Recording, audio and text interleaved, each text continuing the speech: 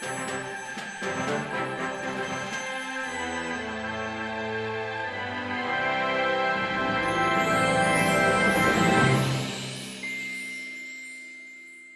everybody, this is Darwin right now. I'm the festival director in the Northfield Festival here in Sweden. I'm in Sweden right now. Fortunately, we gotta go online, but we're doing a beautiful festival online as well. We have other festivals around the world, New York, Barcelona, and probably they are coming to one of those festivals. So we Yes. have Adam and Rosso. How are you guys? I'm good. I'm good. How are you? I'm great. Thank Yeah. you. How are you? I'm very good. I'm good. Yeah. Good. Great, guys, to having you. Actually, it's very amazing. So, let's start with the ladies first. Adam. Yeah, All right. yes. So we are Okay. polite. Tell me about where is the story coming from? It's really interesting. Oh, That's very dramatic, actually. What's happening yes, there? it is. Yes, it actually honestly came from my own story. I mean, was I abused by a nun? No. Was I kidnapped by rebel forces? No. But was I the victim of abuse? Without a single doubt. And so the story actually came a lot from my healing process and learning to trust people with really sharing my story and sharing. And so when I wrote it, I tell everybody it's like I put my heart on the line. Everything my characters have said, I felt at one point in my life. And so the story kind of took shape. I worked in a church. I've done a lot of different things in ministry, and I saw this almost pretense of like everybody tries to pretend they're perfect. And what if we take down those walls and show who we really are and our scars?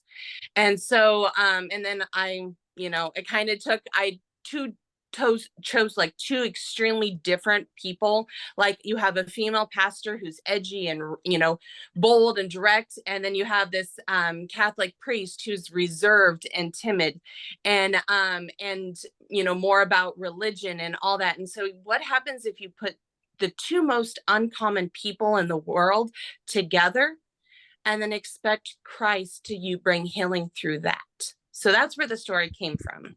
Wow, amazing. What about you, Rosso? Your story is also pretty cool. Tell Yeah. us. Thank you. Yeah. It came from just observing. Like I saw a lot of like instances where people did really insane stuff just to get like some recognition or attention online, and it just felt like Mhm. I wanted to do. There was a lot of comedy in that, and I wanted to sort of take that to a new level. So I started like at first it was like he was gonna it was gonna be like a specific like cigarette that you'd smoke for I can't remember exactly, but then I turned it into, oh, he's gonna eat sand that's gonna make him run really fast, because that just felt like the most nonsensical, like absurd thing I could come up with, so I went with that. Yeah. That's It's cool. cool idea, actually. Yeah. Thank you. Yeah. Guys, tell me about the process of the film from your idea to what we have in the festival now, your beautiful work. How long was that process and what was the most difficult phase? Pre-production, post-production, everything we know in filmmaking. Just walking me a little bit. Adam, please. Okay. So we actually, long story, but I first wrote Life After as a book. And then, and that's a long story because I had gotten really sick and I couldn't do filmmaking. And then, my cinematographer actually was like, after I got better, he was like, "Can we like turn a chapter of that book into like a movie?" And I was like, "Yeah, that's Oh. probably." Yeah. And so that took about a bit, that took about a year for that to happen because I had another surgery and things like that. And so Mhm. that kind of is how that happened. And then about, I think it was September 2022, I was like, let's make this happen. Let's do this. And so I started pre-production. And I will say pre-production actually went really good for us, because I just remember like, I'm a Christian, so I pray all the time, but I'm like, God's kingdom come, God's will be done. So let's say I need actors. I was not going to make another movie with really bad actors, and I would Mhm. get my actors. And then I needed to raise $15,000. We raised $15,000 in 3 months, and then I had Wow. huge support from people around me that, there's a couple of local churches, there's some personal friends, and they gave us an incredible, incredible support, and they allowed me in their churches. I mean, it was just incredible how we did that. But it's still a very tasking thing, to get everything right, to get everything lined up, to get everything, I would say the hardest aspect was probably pre and post. Filming actually went really good for us, like really good. My actors were spot on. They were incredible to work with. My team was fantastic. But there was some issues with a couple of camera issues in post-production, and there was a couple other like little things like that. But honestly, we shot it in March, and sorry, not March, February, and we were done editing it by the end of May. And so we did that really, really fast. Wow. And now it helps that I sat there with, so the one that does the sound design is actually, again, my like, we're best friends, and he's like my adopted son.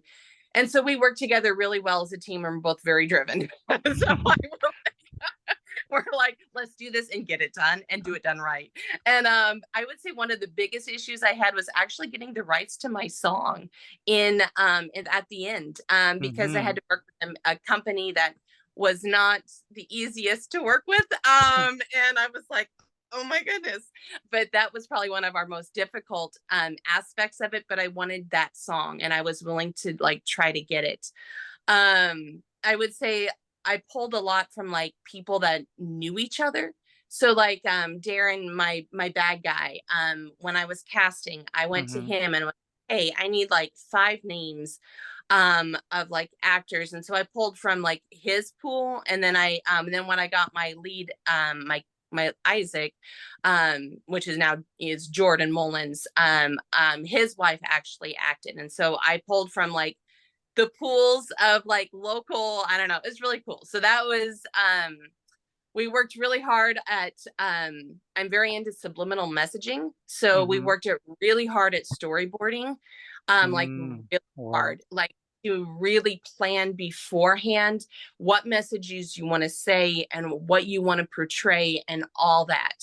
So yeah, so that's really our process. Wow, that was fast, huh? I don't Yeah, I because know. it's you need to, you haven't seen it, Rosso, you need to watch it live after. It's pretty Yeah, I will for sure. impressive. Yeah, Awesome. Yeah. pretty impressive. So I'm impressed by what you just say, Adam. Hey, Rosso, tell me about the Too Much Sand Yeah, from beginning to end. mine wasn't quite as fast. I wrote the script. I lived in You see, Barcelona you for see, Adam, not so yeah. Well, the script process took a lot longer. right. Yeah. Yeah, it was mostly for me, post-production took so long, but I wrote it I lived in Barcelona for a few months. Okay.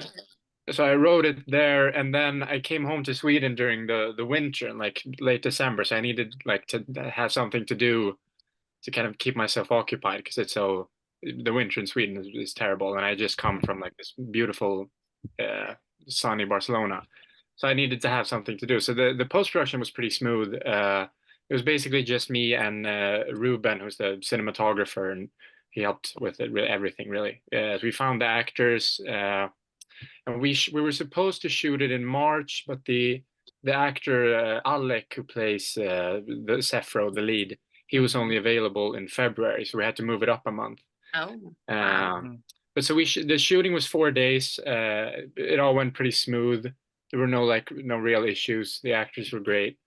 But then post-production it took like almost, I mean, we started editing in March, I think, and we didn't like properly finish it till like January this year.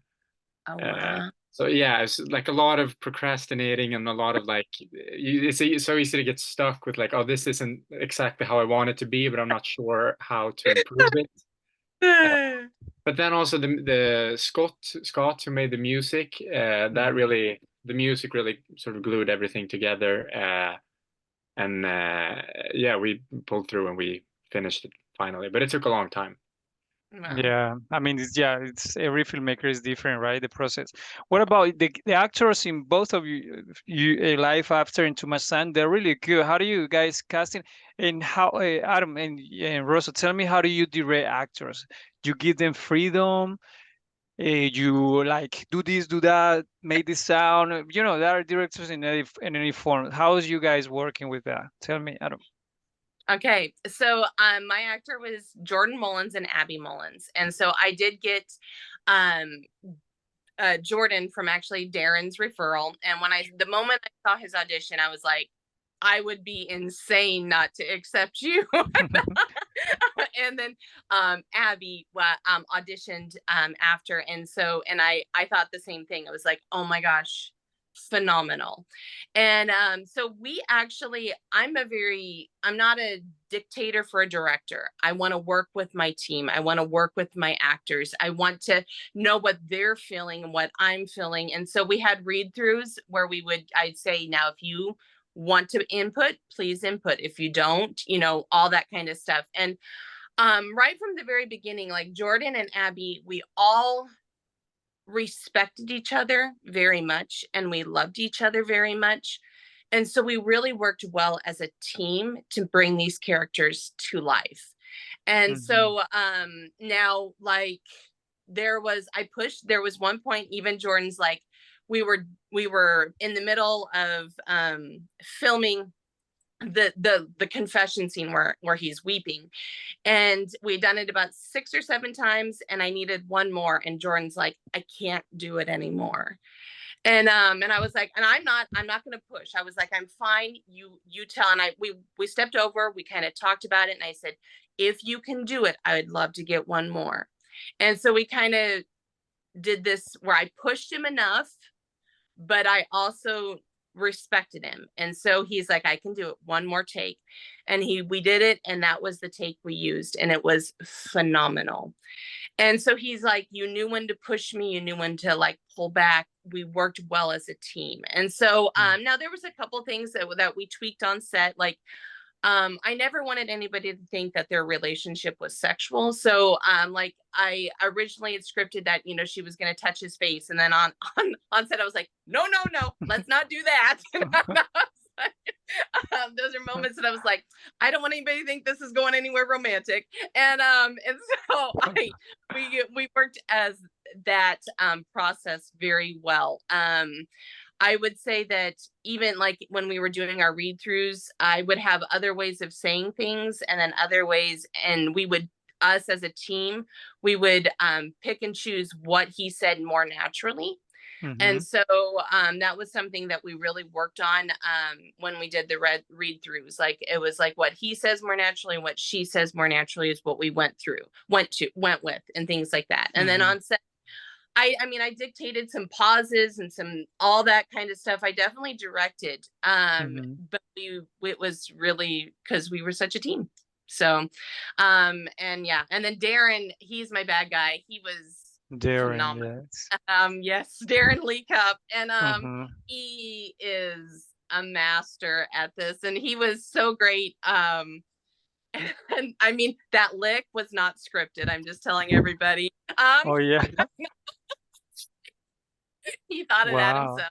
And so kudos to him. And but there was a lot of imprompting with that scene. And so it was, and we'd done the trailer first. So we imprompted most in the trailer. And then when we went back, we picked and chose what we wanted in the actual film. And so a lot of what he did that was impromptu for the trailer made it actually into the final project.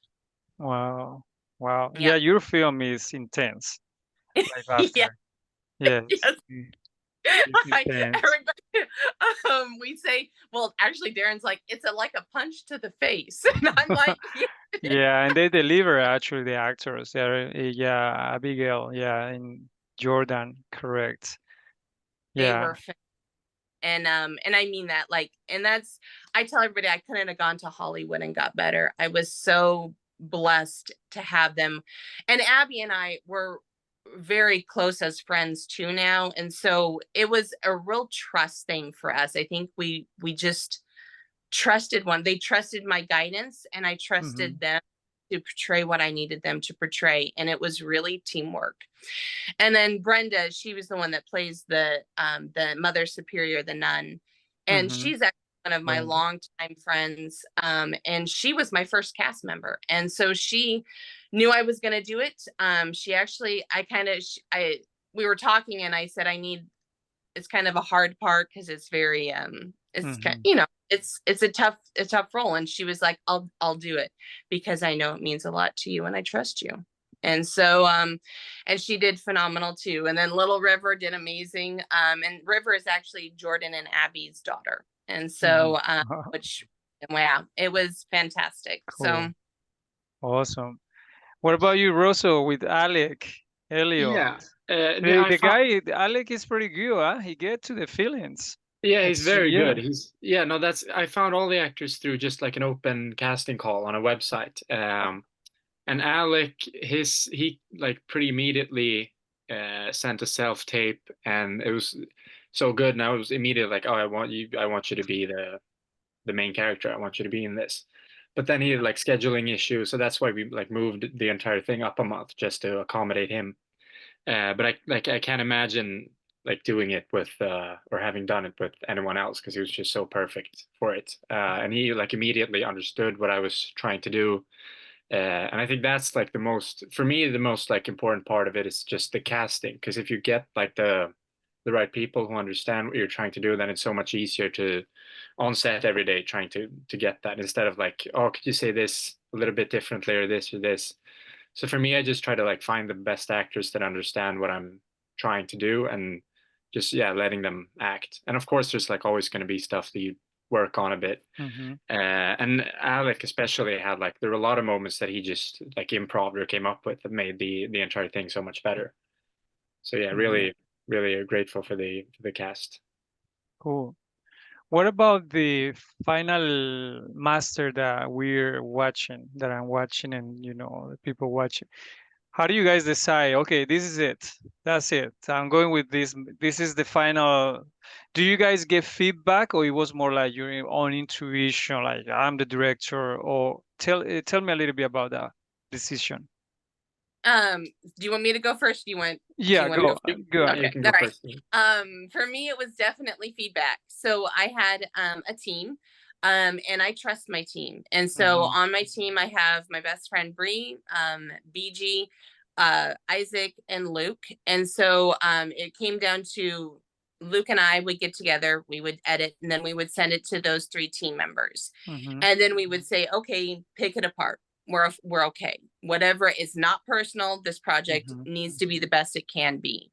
And so everybody would pick it apart, and and then we would come together and we'd be like, okay, let's do that. Well, when we got to the edit that we were like, yes, we're all happy, then I let in another pool of people, which are what I would describe as like my secondary. So my executive producer, Paul Kennison, and then a couple of family friends, which is Adam Howard, and then actually my pastor, Jeff Carlson.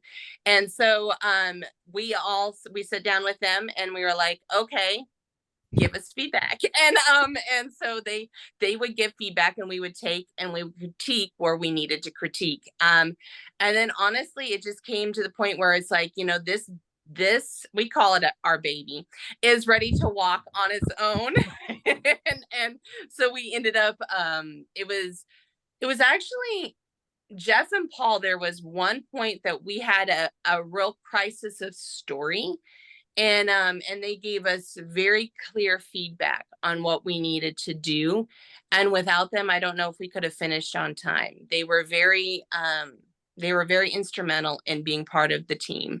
And so and then I show it to my parents after all of that, and then we kind of hear anything else and we call it done. And so it's really probably kind of a 3-step process. It's like a group of people, then another group, and another group, and then after that, Luke and I are perfectionists, so we tweaked a couple little things. And then we were done. What about, let me continue with you. Your film is very pro. This is like a Hollywood standard. Let's call it like that. It's pro. It's really good. When you see your film now, is anything that you will say, oh, maybe I should do this? What do you think? Or is really that you find out? Mm, Now, I see it through a completely different lens because it's my story in so many ways. So I see, every time I watch it, I just kind of see the promises from Christ that he took took ashes of my life and created it beautiful. Hmm. So I see that. But as far as technical, yes, there's two little things that I picked. Like a good And I filmmaker, yeah. cannot Never happy, right? Never happy, no yes, matter what. Yeah. yes, you're like, oh, I wish I could fix that, but I can't. Right? And so yeah, there are definitely a couple little things, but as Yeah. a whole performance, there's nothing I would change in the performance. Hmm. There's nothing I would change in coloring at all because the Coloring coloring is to me beautiful. It's a beautiful. beautiful. Hmm. There was really honestly, there's only a couple little moments with the camera that I wish I could have changed, but again, I don't. I try not to focus on that. Yeah, that's perfect. What about you, Rosso? You also have a beautiful work, man. Tell Thank you. us. Yeah, I mean, that's why I think it took so long, is that you have this, like, eventually you have like a finished film and you're like, okay, I guess this is could be the final thing, but it's missing something, or it needs, like, it Hmm. doesn't feel like it's ready. But also after you've seen it like 300 times just through Right? editing, it's difficult to like Yeah. really analyze what's going on and like, okay, maybe I could Hmm. change this, because you don't eventually, like, you don't know what you're looking at. It's just become Hmm. like this entity. Uh, but yeah, so but eventually I was like, it was just piece by piece, like a little every day, like, okay, I'll fix this, I'll cut this a second Hmm. later or a second sooner. And then I showed it just, I mean, I was editing the entire thing with my friend Ruben, Hmm. who's also the cinematographer. So he was always there, and I would always ask him, "Oh, what do you think about this? Should I do this instead?" So he was very helpful in that. And basically, I just like showed it to my friends, and they were like, they gave me some feedback, and I listened to that and made some changes. But yeah, it was, I mean, pretty the when I decided like, oh, I'm happy with this, then that was pretty much where it ended. I was like, okay, I need to finish it eventually, so this is good. What about Rosso? Do you, when you watch, it's a very well done film as well. Do you still find something that you wouldn't change? Yeah, of course. Yeah, I mean, right. it's difficult like watching it. Uh-huh. I Yeah. mean, now I'm like, you're kind of detached to it after a while because you've seen it so many times. But it's there's definitely some stuff, especially like the scene with the doctor. I think there's a lot, like, I wish we had more time and gotten more like coverage, more Hmm. shots. I think that's the main. But the actors, I wouldn't want any other actors, or the actors I think were perfect. So there's no like big like, oh, I wish I changed Hmm. this. Yeah.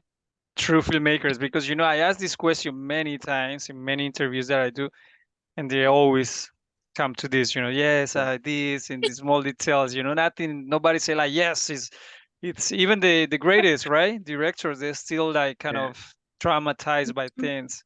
yeah. And Hey, yes, there's go ahead. also like something like you think no one else will notice, but it's driving you, like, just like the small detail, it's driving you crazy, but it's like no one else is gonna see this. I'm just like so attached to it now that I can't get like can't Right. stop thinking about it. But yeah, Yep. eventually you have to let it go. Yes. Yes, that is true. That's the hardest part, to let it go, right? But anyways, Yeah. you Yeah. guys got beautiful work. What about what do you think in filmmaking is the most hardest part? Everything is hard. Pre-production, production, post. Everything is hard, but which one you guys are like, oh, for me, it's like the production is quite difficult. I guess it's always difficult, even if you're prepared. For Yeah. me, for you Yeah. guys, Adam, what do you think? Budget. I hate budget. I hate fundraising. I wish I was just independently wealthy and I could just, yeah, I didn't have to worry about Me that. too. Me too. So for me, it always comes down to budget. Mhm. I hate raising funds. I hate that kind of side of stuff. I find it fun to create like project breakdowns and like to like know how much everybody's getting and like the schedule, and I find that fun. But actually the money aspect of it, not my favorite thing. I would say I find it probably editing is probably the other part that because you get in there and you realize, oh, did we not get that? Oh, wait, did we get that? And then you have to like search it all out. And then it's like, but I really swore we got that. Oh, dude, the camera, you know, and all that kind of stuff. So I would say those are my two hardest aspects of filmmaking. I love casting. I love I love stories. So I love writing scripts. I love casting and seeing it come alive. Those to me, it's a lot of work, but it's not. It's the work that you love. And so, yeah, that's my answer. Nice. Rosso? Yeah, for me, I mean, yeah, budget is definitely like a big part. That's because when you're writing it, it's so much fun because you're just like you can do whatever. It's just like on a paper. So you're just creating this thing. And then as you get closer and closer to production, you realize that, oh, I might not be able to do this because we can't afford that. And you have to sort of compromise piece by piece. But I think shooting it is definitely the most difficult part because it's especially on like such a low budget because it's, I mean, it's, yeah, just things that you can't really affect or can't like, you don't have any control over. Like if something breaks or the weather, it rains that day, or you like forget this cable that you needed at home and you need to go back and get it and you lose an hour, and it's like all that kind of stuff. Just the really menial small things that get in the way, I think are really, especially when you're such a small crew, you sort of have to think about everything at once. So I think production for me, shooting it is the hardest. Editing is fun, but it's also like you said, pretty like tedious. You have to look through so much of the footage, and it can be like difficult to judge it objectively after you've seen it for so many times. Yes. Yeah, totally true. What about my last question, guys, is what do you learn making you I don't lie after and Rosso making Too Much Sun? What do you learn from the beautiful work? Oh my goodness. So I'm a previous movie I did, which is called From Ashes. I call that 101 Ways Not to Make a Movie. So I learned how to make a movie after that one. Tell me about it.